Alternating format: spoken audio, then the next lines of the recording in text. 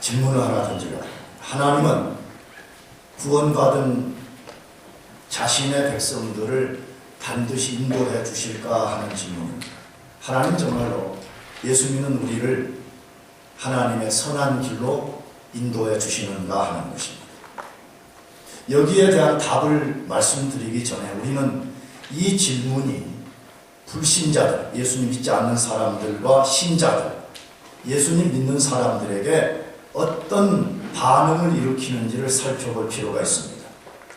불신자들은 하나님의 존재 자체를 믿지 않기 때문에 하나님이 자기 백성을 인도하신다는 말을 들으면 코웃음을 칩니다. 다 그렇게 말하는 그리스도인들은 종교에 심취되어서 자기 확신에 사로잡혀 한 말이라고 조롱합니다. 다시 말하면 하나님도 없고 하나님의 인도라는 것은 없다는 것입니다. 그런데 하나님의 존재를 믿지 않는 불신자들이 그렇게 하는 것은 충분히 이해가 됩니다. 하나님의 존재를 믿지 않는데 어떻게 신의 인도를 기대할 수가 있겠습니까? 문제는 하나님을 믿는 성도들 중에도 하나님의 인도를 믿지 않는 사람들이 있다는 것입니다. 굉장히 많다고 저는 생각합니다. 하나님은 너무 고귀하고 하나님은 초월적 존재이셔서 우리같이 땅에 있는 사람들의 일에는 관심이 없다고 생각하는 것입니다. 하나님은 너무 고귀한 분이기 때문에 우리 삶에 개입할 여지가 없다, 그렇게 생각하는 것입니다. 이런 사람들을 신학 용어로는 이실론자들이라고 부릅니다. 이실론, 영어로는 데이즘 그렇게 부릅니다. 이실론자들이라고 부르는데 이실론자라는 개념이 뭐냐 그러면 하나님의 존재는 인정합니다. 그런데 신이 없다고 말하지 않습니다. 하나님은 분명히 존재하신다는 것입니다. 그러나 그분이 우리 삶 가운데 역사하시는 것은 믿을 수 없다는 것입니다. 하나님은 존재하지만 하나님이 우리 삶 속에 들어오셔서 우리를 인도하시는 것은 믿을 수 없다는 것입니다. 여러분은 어떻습니까? 어쩌면 우리 시대 교회 안에는 이런 이실론자들이 다수를 차지하고 있는지 모릅니다. 우리 하나님은 부인하지 않습니다. 하나님은 부정하지 않습니다. 그러나 정말 그 하나님이 우리를 인도하시냐 할 때는 우리는 이실론자들과 같은 태도를 취할 때가 있다고 생각합니다. 그렇다면 하나님은 지금도 자기 백성을 인도하고 계시는가 하는 것입니다. 그 대답은 변함없이 신실하게 인도하고 계십니다. 여러분 그 사실 믿습니까? 하나님 지금도 변함없이 자기 백성들을 신실하게 인도하고 계십니다. 그 증거가 무엇입니까? 우리는 항상 그런 말 하면 증거를 대라. 왜? 증거를 좋아하는 시대니까. 너무나 많지만 두 가지만 소개하려고 합니다. 첫 번째로는 하나는 하나님 자신의 신실한 약속입니다. 하나님 자신이 약속을 했습니다. 내가 내 백성들을 반드시 인도하실 것이라고 하나님이 약속을 하셨습니다. 여러분 하나님의 성품 중에 하나가 뭐지요? 신실하십니다. 거짓말 하시지 않습니다. 하나님 절대 거짓말을 하실 수 없는 분이라고 성경은 말씀합니다. 거짓말 하실 수 없는 신실한 분이기 때문에 자기 백성을 반드시 인도하시겠다고 약속하셨기 때문에 그것을 어길 수가 없습니다. 그래서 하나님은 그 약속대로 자기 백성을 인도하십니다. 그래서 하나님을 선언했어요. 시편 32편 8절에 내가 너의 갈 길을 가르쳐 보이고 너를 주목하여 훈계하리로다. 이게 하나님의 인도에 대한 약속이에요. 여러분 이 구절을 꼭 마음에 새겨요. 아멘. 저는 하나님 인도에 대한 의심이 찾아올 때 늘 붙드는 것이 이 말씀 중에 하나인 것입니다. 내가 너의 갈 길을 가르쳐 보이고 너를 주목하여 훈계하리로다. 하나님이 우리 어디로 갈 것인지 가르쳐 주시고 우리 삶을 하나님이 주목한다는, 그래서 하나님이 혹시라도 우리가 잘못된 길을 가게 될 때는 훈계하게 되고 바른 길을 가게 될 때는 격려해서 그 길을 가게 하신다고 하나님이 약속했습니다. 더 나아가서 하나님이 우리를 얼마만큼 생각하고 기억하고 계시는지를 이사야 49장 14절 이하에 말씀했습니다. 오직 시온이 이르기를 여호와께서 나를 버리시며 주께서 나를 잊으셨다 하였거니와 여인이 어찌 그 젖먹는 자식을 잊겠으며 자기 태에서 난 아들을 긍휼히 여기지 않겠느냐. 그들은 혹시 잊을지라도 나는 너를 잊지 아니할 것이라. 아멘. 여러분, 이 말 속에 우리 마음을 소개했잖아요. 여러분, 시온이 이르기를 여호와께서 나를 버리시며 주께서 나를 잊으셨다 하였거니와, 우리 이야기잖아. 여기 시온은 이스라엘에 대한 닉네임인데, 이스라엘 백성들이 조그만 어려움 생기면 하나님 앞에 그렇게 말했다는 거예요. 하나님 나를 버리셨고 하나님 나를 기억도 안 해주신다 라고 말했다는 것이에요. 우리 중에 그런 사람들 많잖아요. 자기 뜻대로 뭐가 잘 안 되면, 자기가 원하는 대로 뭐가 다 안 되면 시온의 백성들처럼 말하잖아요. 하나님이 나를 버렸으며 하나님이 나를 잊으셨구나. 하나님 나 같은 사람 기억하겠어? 하나님 나 같은 사람 인도해 주겠어? 그렇게 생각하는 사람들이 있다는 거예요. 근데 이러한 태도에 대해서 하나님이 하나의 비유를 들었죠. 뭐라고? 다시, 여인이 어찌 그 젖먹는 자식을 잊겠으며 자기 태에서 난 아들을 긍휼히 여기지 않겠느냐. 그들은 혹시 잊을지라도 나는 너를 뭐하지 않을 것이다. 잊지 않는다. 여러분, 이스라엘 가장 강력한 것이 모성애잖아요. 모성애. 정말 저도 그래요. 저도 우리 두 자녀를 사랑합니다. 진짜 사랑합니다. 그런데 내가 가만히 이렇게 보면 우리 집사람이 훨씬 더 많이 사랑합니다. 나는 약간 좀 강한 그런 요구들을 많이 하는데, 우리 집사람은 막 이게 너무 강해가지고 사랑이, 내가 볼 때는 사랑이 아니라고 막 그래. 근데 내가 그렇게 말해. 당신 그렇게 하는 건 그 사랑이 아니라고 막 그래. 우리 사람이 막 핏대를 올리면서 사랑이라고 막 이러는. 근데 어쨌든 그게 이기적 사랑이든 무슨 아가페적 사랑이든 간에 그 모성적 사랑은 정말 강하다는 것을 너무너무 많이 봐요. 그래서 우리 두 아들이 뭐 하면 다 받아줘. 나는 딱 정해진 시간에 밥 달라고 그래도 불평해요. 우리 사람이 귀찮다, 뭐 쪼르르님이라는 내 별명이 왜 쪼르르님이야. 2층에 있다가 12시 되면 밥 주세요 하고 쪼르르 내려온다고 우리 사람이 나보고 쪼르르님이라고 붙여줬어요. 놀라운 것은 우리 두 아들은 심지어 새벽 2시에 밥 달라고 해도 불평하네. 우리 사람. 내가 그래. 왜 이렇게 차별하냐고. 그런 말에 당신은 남이고 두 아들은 자기 뱃속으로 나타난 거예요. 이런 게 어디 있어요. 그러잖아요. 나 아주 불쌍하게 삽니다. 아주 비참합니다. 여러분, 모성적 그 본능이라는 것은요, 자녀를 잊을 수가 없어요. 그런데 하나님은 혹시 그들이 잊을지라도 나는 너희를 잊지 않는다. 하나님은 절대 자기 백성을 잊어버리지 않고 끝까지 기억하시면서 약속대로 인도하신다고 말씀하고 있습니다. 나가서 하나님이 우리를 반드시 인도하신다는 또 하나의 증거는 무엇입니까? 하나님이 약속하신 대로 자기 백성을 인도해 오셨다는 역사적 증거입니다. 실제로 하나님 말만 해놓으시고 실제로 안 했다면 이게 골치 아프잖아요. 정말 말씀하신 대로 자기 백성을 그렇게 인도한 역사적 증거가 있냐 이거예요. 저는 성경은 한편에서 하나님이 자기 백성을 약속대로 인도하셨다는 것을 보여주는 증거를 기록한 것이라고 생각합니다. 그 대표적인 것 중에 하나가 이스라엘 백성이잖아요. 하나님 이스라엘 백성들 인도하시겠다고 약속했어요. 그들의 어떠한 불순종과 그들의 반역적 상황에도 불구하고 하나님은 자기 약속을 그대로 성취하신 것을 보여줍니다.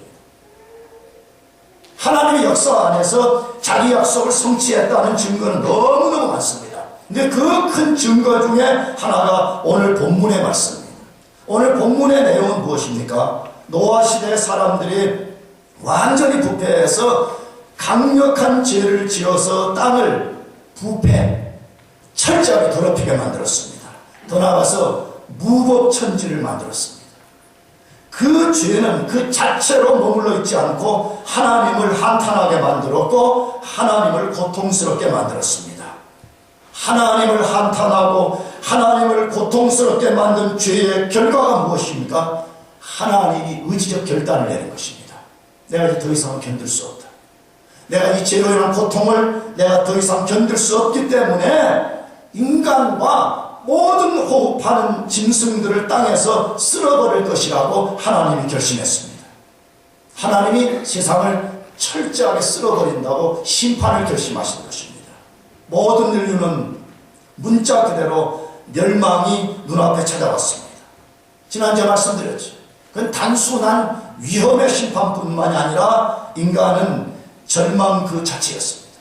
왜? 그 하나님의 심판으로부터 벗어날 수 있는 사람이 아무도 없기 때문에 그렇습니다. 그 심판을 견딜 수 있는 사람이 아무도 없기 때문에 그렇습니다. 그런데 하나님께서 노아에게 은혜를 베풀어 주셔서 노아는 당시의 사람들처럼 살지 않고 의인이요 완전한 자요 하나님과 동행하는 자로 살았습니다.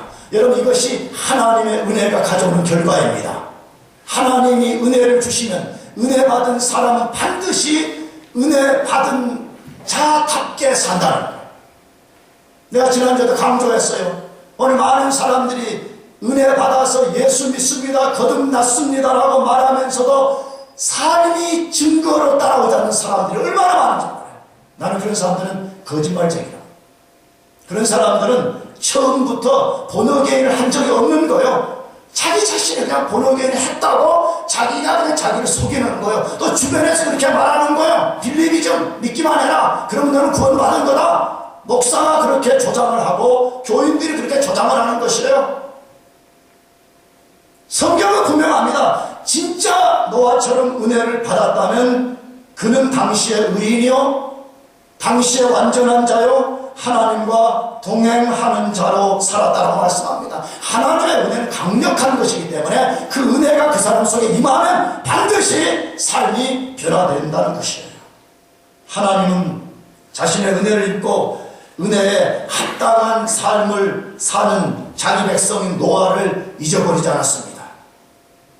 세상을 심판하는 그 상황 속에서도 노아를 끝까지 기억하시고 노아를 완벽하게 인도해 주셔서 심판을 피하고 구원에 이를 수 있게 해주셨습니다. 근데 오늘 본문에 보게 되면 어떻게 노아가 그 심판을 피하고 구원에 이를 수 있는지 원리를 알려준 것, 그 길을 보여준 것입니다. 그러므로 하나님이 노아를 인도하신 원리는 지금도 자기 백성을 구원으로 인도하시는 원리인 것입니다. 그러므로 우리는 하나님이 노아를 어떻게 인도하셨는지를 잘 배우면서 하나님의 인도의 원리를 배워야 됩니다. 그렇다면 하나님은 자기 백성을 어떻게 구원으로 인도하셨습니까? 첫 번째로 하나님이 자신의 뜻과 계획을 자기 백성들에게 미리 알려주시면서 인도하셨습니다. 하나님이 앞으로 하실 자신의 뜻과 계획을 은혜 받은 자기 백성에게 미리 그것을 알려주시면서 인도하셨습니다. 어디서 왜 그 사실을 알 수가 있습니까? 13절입니다. 다 같이 읽어보겠습니다. 시작. 하나님이 노아에게 이르시되 모든 혈육 있는 자의 강포가 땅에 가득함으로 그 끝날이 내 앞에 이르렀으니 내가 그들을 땅과 함께 멸하리라.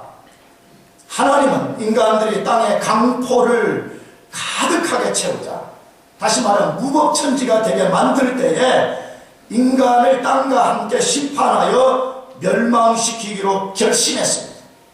여기서 뭘 배우게 됩니까? 하나님은 완벽한 인격을 가지신 분이라는 것을 보여주고 있습니다. 완벽한 지식으로 땅의 강포를 다 갖고 있습니다. 하나님이 이 세상이 지금 얼마나 타락했으며 얼마나 무법천지가 되었으며 이 모든 것을 하나님이 다 알고 계십니다. 나가서 인간의 죄가 자신의 거룩을 침해할 때 마음에 고통을 느꼈다고 했습니다. 마음의 고통이라는 말은 감정입니다. 하나님은 우리보다 더 완벽한 감정을 갖고 있습니다. 우리가 하나님께 상처를 줄 때 하나님이 고통스러워하십니다. 나가서 하나님이 자신의 거룩을 지키기 위해서 공의로운 심판을 행하시기로 결심했다라고 말씀합니다. 의지적입니다. 하나님은 지식과 감정과 의지를 갖고 계신 분이라고 소개합니다. 그 하나님이 홍수로 심판하시겠다라고 말씀한 것입니다. 하나님의 심판은 홍수로 세상을 철저히 멸망시키는 문자 그대로 가공할 심판이었습니다. 불행한 사실은 하나님의 세계를 무법천지로 만든 인간들은 심판이 자신들의 코앞에 닥쳐왔다는 사실을 아무도 몰랐습니다. 이것이 죄의 비극인 것입니다. 여러분, 죄를 만만하게 생각하면 안 됩니다. 만만하게 보면 안 됩니다. 정말 이 시대의 기독교는, 나도 이 시대의 기독교인이지만 과거에 우리 조상들이 믿었던 기독교 교리와 너무 다른 것을 믿는다라는 생각을 너무 많이 합니다. 우리 청교도들, 특별히 우리 믿음의 조상들은 인간이 구원받기 위해서는 자기 자신이 얼마나 비참한 죄 아래 처해 있는가, 이 죄를 먼저 보게 만들어줘야 된다는 것이 그들의 목표였습니다. 그래서 그들은 설교 때마다 우리는 절대자이신 하나님 앞에 부패한 죄인이라는 걸 보여주는 것이 설교의 목표였습니다. 여러분 생각해보세요. 내가 자주 예를 들지만 내가 치명적인 죄가 걸렸다는 것을 알게 되면 그걸 고치려고 몸부림을 칠 거 아니에요. 내가 이제 내가 말기암 환자가 돼가지고 내가 한 달 후면 죽게 되는데 증상이 드러나. 그런데도 불구하고 사람들이 당신은 말기암이 아니라 그냥 당신 부인에게 밥을 제대로 못 얻어먹어서 영양실조라고, 여러분 그런 식으로 말해가지고 하면요, 여러분 죽는 것입니다. 인간의 심각한 죄가 무엇인가를 볼 때만이 인간은 그 죄로서 구원할 구원자를 바라보게 되는 것입니다. 그 구원을 기대하게 되는 것입니다. 그런데 이 죄가 얼마나 사악한 것인지 인간을 영적으로 무지하게 만들 뿐만 아니라 인간을 숨게 될 것입니다. 죄의 특성은 그런 것입니다. 여러분 왜 죄 짓는 거예요? 죄가 진짜 죄를 지으면 맹장 거리듯이 막 아파가지고 와 죄를 지을 때마다 이러면 죄 지으라고 지는 사람 아무도 없을 거예요. 죄는 일시적으로 쾌락을 가져줍니다. 죄는 일시적으로 즐거움을 가져줍니다. 그러니까 죄 지으면 좋은 거네, 나름대로 이게 쾌락이 있네, 즐겁네, 그러니까 죄 짓는 것이에요. 더 나아가서 그 죄는 인간을 속이는 것입니다. 하나님의 진노의 심판이 자기 머리 위에까지 닥쳐온 지옥의 벼랑 끝에서 이 거미줄 하나를 쥐고 지금 대롱대롱 달려있는 자기 상황을 보지 못하게 만드는 것이 죄의 사악성인 것입니다. 더 나아가서 죄는 영적으로 인간을 무지하게 만드는지 모릅니다. 하나님은 지금 인간의 죄 때문에 진노하시고 그 죄를 심판하시겠다고 하나님이 강력한 결심을 내렸습니다. 곧 하나님의 진노가 쏟아 부어질 상황이 있음에도 불구하고 인간은 하나님을 알지 못할 뿐만 아니라 하나님의 결심을 알지 못한 채 계속 자기 길을 가고 있음을 보여주고 있지 않습니까? 그런데 하나님은 자신의 뜻과 계획을 노아에게 알려주셨습니다.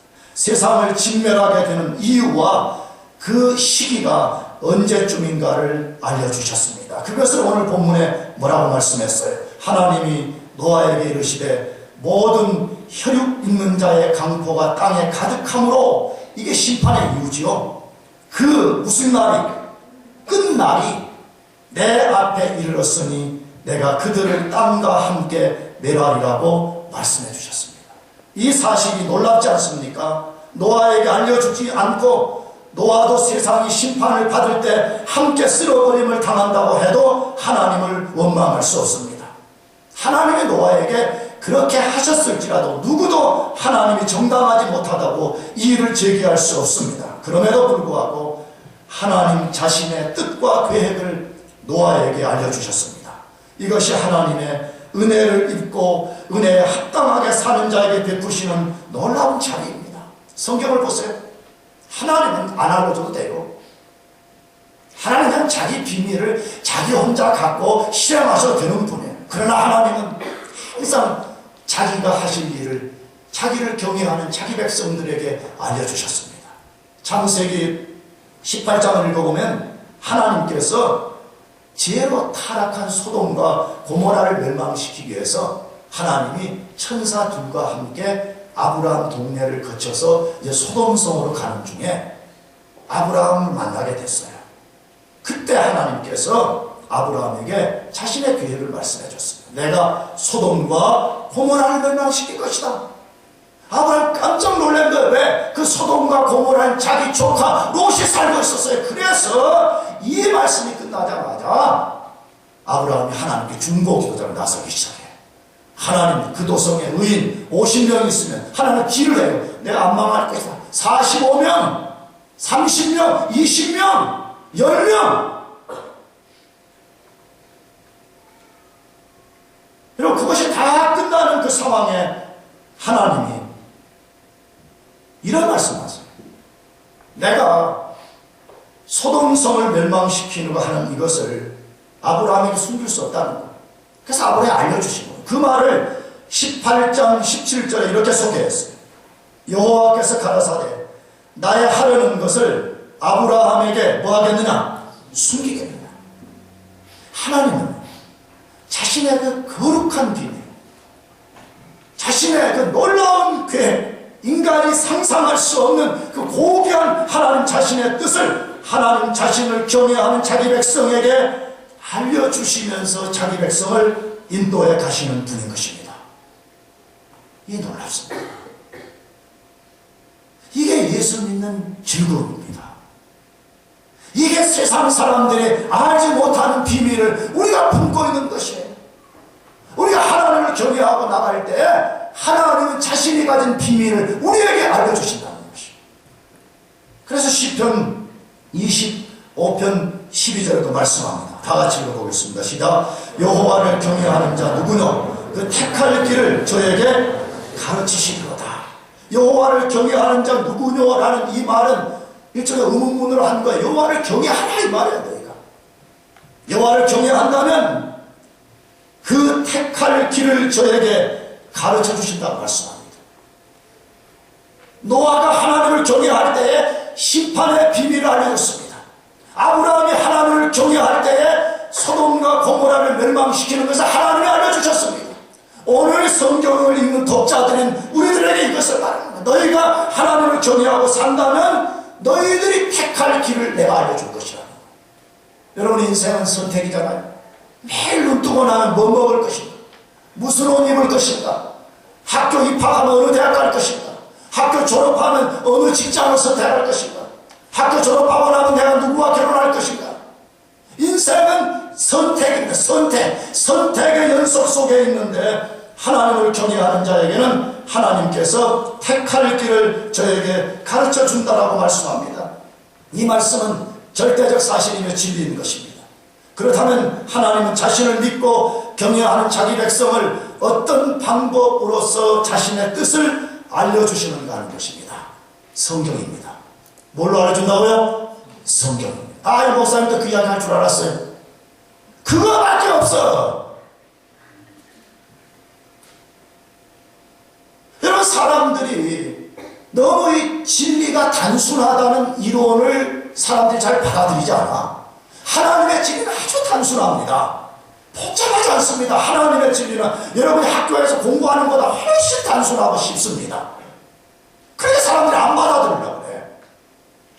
만일에 자기 의로움을 내세우기 좋아하는 인간들에게 하나님이 엄청나게 어려운 피타고라스 무슨 매차 방정식 이런 걸 통해 가지고 풀어서 하나님의 뜻을 알아보라고 하면 인간 되게 좋아할 거예요. 막 머리를 싸매고 사이고를 앉아면서 하나님 뜻을 알아볼 거예요. 근데 하나님은 그렇게 하시지 않았어요. 그냥 아주 간단하게 이 성경에다가 자신의 뜻을 다 기록해 놓으시고 우리가 그것을 읽으면 알 수 있도록 만들었습니다. 믿습니까? 진짜 믿어요? 그렇게 하셨다고. 이 하나님의 말씀 자체가 좌우의 날선 어떤 검보다 예리한 능력의 말씀에서 이 자체를 읽을 때 하나님의 뜻을 알게 되고 동시에 이 말씀의 원저자이신 성령이 말씀을 읽을 때 우리를 생각나게 만들어주고 깨닫게 만들어주고 그 말씀이 조종되게 만들어주고 그 말씀이 가르치는 의도를 알게 만들어줘서 하나님의 뜻이 무엇인가를 아주 분명하게 알려주는 것입니다. 문제는 우리가 성경을 부지런히 읽고 묵상하지 않는 것입니다. 사랑하는 교회 여러분, 목사가 매주말에 성경을 읽으라고 하는 것은 그냥 무슨 그냥 할 말 없어서 하는 것이 아니에요. 여러분, 신앙생활의 가장 중요한 베이스, 그 베이스의 가장 중요한 원리는 딱 두 가지예요. 성경 디모데전서 4장 7절 말씀처럼 말씀과 기도 두 가지입니다. 믿습니까? 아멘에 말씀과 기도밖에 없어요. 믿습니까? 이거 외에는 없는 거예요. 성경이 그렇게 말했잖아요. 사도행전에 사도들이 자꾸 성도들이 늘어나서 교인들이 늘어나가지고 구제하는 거, 뭐 가서 도와주고 하는 것 때문에 사도들이 자기 사명에 집중하지 못하고 또 그걸 온전히 못하니까 자꾸 교인들 안에 프라블럼이 일어나니까 사도들이 그래서 흔히 말하는 집사를 뽑은 거예요. 집사를 뽑은 거예요. 근데 집사를 자기들이 뽑으려고 하는 이유와 목적을 뭐라고 말했어요? 우리는 말씀과 뭐에 전무한다? 기도에 전무한다. 말씀과 기도에 전무한다라고 사도들이 말했다면 사도들의 후예들로서 사도들의 발자취를 따라가는 우리들이 추구해야 되는 신앙의 제일 큰 원리가 뭐냐 이거죠. 노래 부르는 것도 아닙니다. 성경하는 것도 아닙니다. 봉사하는 것도 아닙니다. 예배당 짓는 것도 아닙니다. 제일 중요한 기본 원리는 우리가 하나님의 말씀을 부지런히 읽고 그 뜻을 아는 데 있습니다. 아멘. 그러면서 거기에 우리가 리스판스에서 기도하는 것, 이 두 가지를 제대로 하지 않으면서 다른 것에 집중하고 다른 것을 우선순위 두는 사람은 그 하나님의 뜻을 알 수가 없습니다. 문제는 진짜 우리가 하나님의 말씀인 성경을 부지런히 읽고 그 말씀을 우리가 묵상하면서 나갈 거라는 것입니다. 만약 그렇게 하기만 한다 그러면 하나님이 우리가 이 절망의 세대 속에서 임박한 하나님의 진노의 심판이 다가오는 이 세대 속에서 우리가 무엇을 할 것인지를 알도록 해주실 것입니다. 두 번째로 하나님이 자기 백성을 어떻게 구원으로 인도하시는가 하는 것입니다. 하나님이 최선의 방법, 최선의 길을 구체적으로 지시하면서 인도하십니다. 하나님은 자기 계획을 알려주시고 그 다음에 자기 백성의 최선의 길이 무엇인가를 구체적으로 알려주시면서 인도하십니다. 어디서 그 사실을 알 수가 있습니다. 14절부터 16절의 말씀입니다. 너는 잣나무로 너를 위하여 방주를 짓되 그 안에 칸들을 막고 역청으로 그 안팎에 칠하라. 그 방주의 제도는 이러하니 장이 300규빗, 광이 50규빗, 고가 30규빗이며 거기 창을 내되 위에서부터 한 규빗에 내고 그 문은 옆으로 내고 상중하 3층으로 할지니라. 하나님은 노아에게 가동할 심판이 있을 것을 말씀해 주셨고 그 심판에서 피난처가 될 방주를 짓도록 말씀해 주셨습니다. 심판만 알려주고 피난처는 노아 내 스스로 알아서 만들어라 라고 말씀하지 않았습니다. 구원의 방주는 노아가 만들어낸 아이디어가 아니었습니다. 하나님께서 모든 것을 설계하셨고 하나님이 그것을 어떻게 지을 것인가 그 구체적 방법을 계시를 통해서 알려주셨습니다. 방주의 자세한 설계와 모양이 무엇입니까? 거기 다양한 것들이 있음을 봅니다. 첫째, 방주의 재질을 소개했습니다. 방주 뭘로 만들 거냐? 잣나무로 하라고 하셨습니다. 왜 잣나무일까? 이것도 우리가 많이 생각해 봐야 돼요. 그러나 하여튼 하나님 방주의 재질까지도 알려주셨습니다. 방주의 안쪽 실내는 어떻게 만들 거냐? 그냥 운동장처럼 넓게 하지 말고 뭘 막으라 그랬죠? 칸들을 다 막아라. 아주 자세하게 말씀해 주셨습니다. 그 다음에 물이 들어오지 않도록 방수제로 뭘 쓸 건지 말씀했습니다. 방수제 뭐 쓰래요? 역청 쓰라고. 이미 그 시대에 역청이 있었음을 우리가 알 수 있는 거죠. 이걸 봐도. 그런데 이 역청이라는 히브리어 단어는 대속이라는 단어와 같은 단어를 썼다는 거예요. 이것도 하나님이 우리에게 놀라운 것을 말씀하라는 의도가 있어요. 근데 오늘 시간이 없어 할 수 없어요. 방주의 크기를 알려주셨습니다. 길이는 300규빗, 길이가 300규빗입니다. 한 규빗은 약 이 어른의 이 팔꿈치부터 이 손끝까지를 말해요. 45cm냐 뭐 40cm 의견이 분분한데 보통은 한 45cm 정도로 말해요. 그러면 미터로 하면 138m, 약 140m의 길이를 만들겠습니다. 넓이는 50규빗, 약 23m, 높이는 30규빗, 약 14m 높이가 되겠습니다. 이렇게 하면 또 우리가 그냥 미터가 그런 것 같다 이렇게 하면 끝나버리죠. 그렇기 때문에 이것을 우리가 쉽게 상상, 그려볼 수 있는 걸로 비교하면 미국의 대학 농구장 20개를 합쳐놓은 것과 같고 화물열차 569칸에 해당하는 크기이고 항공모함 한 대와 맞먹는 크기입니다. 그럼 질문이 생깁니다. 과연 이 크기로 창세기 7장, 우리 앞으로 읽을 것인데 7장에 나오는 그 모든 동물들, 포유동물 특별히, 그리고 새, 이것들의 한 쌍 혹은 정결한 것은 7쌍씩 넣으라 그랬는데 이것을 다 씻고 그 다음에 그 동물들이 먹을 수 있는 1년 동안 먹을 수 있는 식물, 그리고 노아와 그 8 식구가 1년간 먹을 수 있는 양식을 실을 수 있는 크기인가 하는 것입니다. 놀라운 것은 기독교 학자들이 연구를 해서 충분히 들어갈 수 있는 것으로 판명이 되었습니다. 방주에 실어야 할 동물들의 전체 숫자는 약 7만 마리 정도로 보고 있습니다. 그것도 다 계산된 거예요. 다 포유동물, 조류 다 얼마인데 그 중에 포유동물과 조류에서 2쌍 혹은 7쌍을 실었을 때 얼마 정도 될 것이다. 약 7만 마리 정도 봅니다. 포유동물과 조류의 평균 크기가 양 한 마리보다 작다고 합니다. 평균적으로. 우리는 늘 코끼리, 하마 이런 것만 생각하는데 실제 평균적으로는 양 한 마리보다 작다는 거예요. 화물열차 한 칸을, 화물열차 이렇게 바닥에서부터 약간 높게 적게 됐잖아. 이걸 동물 양 한 마리 정도 평균 작으니까 이걸 2칸 정도로 나누는 거죠. 근데 한 층에 약 240마리 양을 실을 수 있습니다. 방주가 화물열차 569칸에 해당하기 때문에 충분히 실을 수가 있다는 것입니다. 더 나아가서 방주는 실험 결과 가장 안전한 피난처로 밝혀졌습니다. 실제 이걸 시뮬레이션을 했습니다. 이 크기를 가지고 거대한 격변의 홍수가 일어났을 때 과연 이 방주가 물에 뜰 수 있는가 실험했습니다. 가장 안전합니다. 거의 전복이 불가능한 가장 안전한 배라는 것이 판명이 됐습니다. 그렇다면 다시 묻습니다. 어떻게 노아가 그런 방주를 만들 수 있었습니까? 노아의 아이디어가 아니었습니다. 하나님의 계시 때문에 만들 수 있었습니다. 노아는 인류 역사에 사람들이 한 번도 보지도 못했고 그 노아 이전까지 배라는 게 없었습니다. 왜? 비가 없었는데 무슨 배가 필요했겠어요?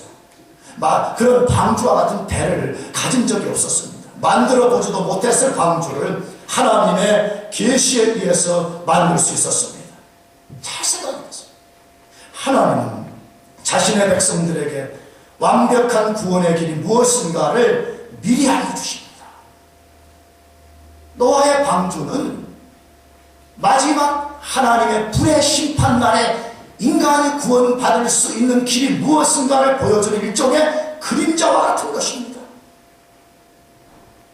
홍수로 첫 심판을 하고 거기서 구원받는 것이 방주였듯이 마지막 날의 불의 심판에서 구원은 예수 그리스도라고 하나님이 계시를 통해서 우리들에게 아주 구체적으로 알려줬습니다. 여러분, 예수님만이 마지막 하나님의 심판에서 건진받는 유일한 피난처인 것을 믿으시기 바랍니다. 예수님밖에 없어요. 예수님밖에 없어요. 하나님은 지금도 은혜 입은 자기 백성들의 최선의 길이 무엇인가를 구체적으로 가르쳐 주십니다. 우리의 인생이라는 방주를 어떻게 지어야 될 것인지를 알려주고 있습니다. 우리 인생의 안은 어떻게 만들어야 될 것이고 우리 인생의 밖은 어떻게 만들어야 될 것인지 하나님이 자세하게 가르쳐주고 있다는 것입니다. 목사님, 그런 거 어디서 할 수 있어요? 따라합시다. 성경으로 갑시다. 성경 가면 다 있어요. 성경 가면 다 있어요. 성경 가면 그 속에 우리의 안은 어떻게 만들어야 돼요? 우리의 껍데기는 어떻게 만들어야 되고, 이 속에 다 들어있습니다. 하나님이 아주 자세하게 우리가 무엇을 어떻게 할 것인지를 그 속에 구체적으로 말씀해 주셨습니다. 마지막 세 번째로, 하나님이 어떻게 자신의 백성을 구원으로 인도하시는가 하는 것인데, 하나님이 환경과 상황을 직접적으로 주관하시면서 인도하십니다. 하나님이 우리의 모든 환경, 모든 상황을 직접 컨트롤하시면서 인도하십니다. 어디에서 그 사실을 알 수가 있어요? 17절, 내가 홍수를 땅에 일으켜 무릇 생명의 기식 있는 육체를 천하에서 멸절하니 땅에 있는 자가 다 죽으리라 하나님이 말씀했습니다. 하나님이 노아를 인도하실 때 그 모든 것이 은혜롭고 순차적임을 알 수가 있습니다. 하나님이 하시는 일은 아주 이렇게 순차적이라는 것을 알 수가 있습니다. 그 순서가 무엇입니까? 제일 먼저 노아에게 은혜를 주셨습니다. 그런 다음에 자신의 뜻과 계획을 알려주셨습니다. 그런 다음에 이제 방주를 예비하도록 말씀하셨습니다. 그리고 방금 읽은 17절을 보면 다음 넥스트에 할 일이 무엇인가를 하나님이 알려줬습니다. 그것이 무엇입니까? 하나님이 홍수를 땅에서 일으킬 것이라고 말씀했습니다. 지금까지는 홍수라는 말을 한 번도 안 썼습니다. 하나님 쓸어버린다고만 말씀했지 홍수라는 말 한 말씀도 안 했습니다. 그런데 모든 것을 한 스텝 한 스텝씩 다 말씀하신 다음에 때가 됐을 때 이제 그 쓸어버리는 도구가 뭐가 될 것이다? 홍수가 될 것이라고 하나님이 말씀하셨습니다. 하나님은 한 번에 모든 것을 다 알려주지 않으셨습니다. 노아에게 한 번에 한 가지씩 알려주시고 준비해 가도록 하셨습니다. 다시 말씀드리지만 이것이 하나님이 자기 백성을 인도해 가시는 방법입니다. 그런데 많은 성도들이 하나님의 방법이 아니라 자기 방법대로 하려고 합니다. 한 번에 모든 것을 다 알려주시고 한 가지씩 준비가 아니라 한꺼번에 모든 것을 준비할 수 있게 해달라는 식으로 때를 쓰는 경우가 얼마나 많은지 모릅니다. 하나님 그렇게 하지 않습니다. 하나님은 한 번에 몇 가지씩? 한 가지씩 알려줍니다. 노아처럼 말씀하실 때 순종하면 다음 넥스트를 보여주고, 순종하면 다음 넥스트를 보여주고, 이게 하나님의 법칙이라는 것이에요. 하나님이 일으키신 홍수는 어떤 것이었습니까? 요즘 뉴스를 통해서 보는 쓰나미와 같은 것이 아니었습니다. 쓰나미만 해도 그 지역을 초토화시키는 것을 보고 있습니다. 몇 년 전에 일본을 강타한 쓰나미, 작년에 필리핀을 강타한 쓰나미만 보아도 인간이 감당할 수 없는 아주 무서운 것이었습니다. 그런데 앞으로 8장에서 보겠지만 하나님이 일으키신 홍수는 땅이 제일 먼저 터졌습니다. 대격변으로 인한 지진으로 인해서 땅에 격변이 먼저 일어났습니다. 나가서 하늘에 물충이 터져서 모든 것을 초토화시킨 전 세계적인 가공할 심판이었습니다. 방주 속이 아니고는 아무것도 살아날 수 없는 심판이었습니다. 그런데 그 심판을 피할 방주에 독특한 것이 하나 있습니다. 그 방주를 움직일 돛이 없고 방주의 방향을 잡아줄 키가 없다는 것입니다. 왜 방주의 설계를 완벽하게 주신 하나님이 그것들을 주지 않으셨을까요? 하나님이 잊어버리셨을까요? 절대로 그렇지 않습니다. 하나님이 돛과 키를 주시지 않은 이유는 하나님이 방주를 직접적으로 보호하고 움직이고 그 방향을 이끄시려는 것 때문이었습니다. 이것이 하나님이 자기 백성을 인도하시는 방법 중에 하나입니다. 방주에 은혜 입은 자기 백성들이 들어가게 하신 후 그들의 힘과 지혜로 홍수를 뚫고 생존에 이르도록 하지 않으셨습니다. 하나님은 그들이 방주 안에 들어갔다고 할지라도 하나님 자신의 보호와 직접적 인도가 없이는 무서운 홍수 속에서 살아날 수 없다는 것을 아셨기 때문에 돛과 키가 없는 배를 통해서 자신이 직접 그 배를 컨트롤하실 것을 보여주시는 것입니다. 하나님은 절대로 이신론자들이 말하는 것처럼 자기 백성들을 구원해 주시고 이후에는 스스로의 힘으로 살아가도록 버려두시는 분이 절대로 아닙니다. 여러분 그것을 믿으시기 바랍니다. 하나님은 그래 딱 너 이제 구원해줬으니까 너 마음대로 살아가라 그렇게 하시지 않습니다. 나는 여러분이 이것을 믿을지 안 믿을지 모르지만 나는 지난주에 해리스버그에 신방 갔다 올 일이 있었어요. 어느 목사님은 신방을 했어요. 그래가지고 우리 집사람하고 둘이 갔다 오다가 해리스버그 그 다운타운을 지나가다가 내 차가 갑자기 이 타는 냄새가 나더니 그 엔진 그 온도가 100도까지 올라간 거예요.